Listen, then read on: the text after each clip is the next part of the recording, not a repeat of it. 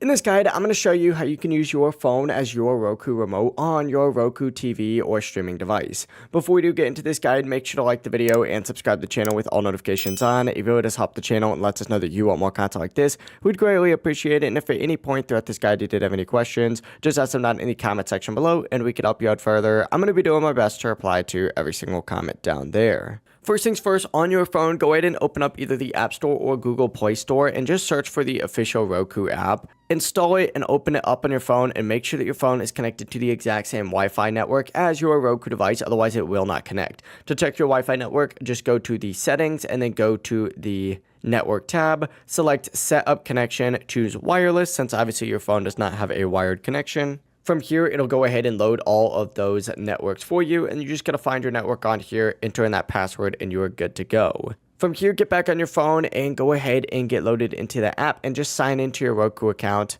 Then tap the TV icon in the bottom of the screen. It'll say connect now. Go ahead and do that and allow local network access if prompted. And then from here, just wait for your Roku device to appear. As soon as you see it, tap connect device. And after connecting, just tap the remote button in the middle of the screen, and this is going to bring up the full remote interface, and now you can literally just control your remote directly on your phone, navigate menus, open apps, whatever it might be. And if your physical Roku remote stops working, you can actually use the phone app temporarily, and then go into the settings and remotes and devices section to troubleshoot your actual remote. It's really convenient. But that is it. That is how you could go ahead and use your phone as a Roku remote. If this guide did help you out, make sure to like the video and subscribe to the channel with all notifications on. It really does help us out and lets us know that you want more content like this. We'd greatly appreciate it. Have a great rest of your day, though.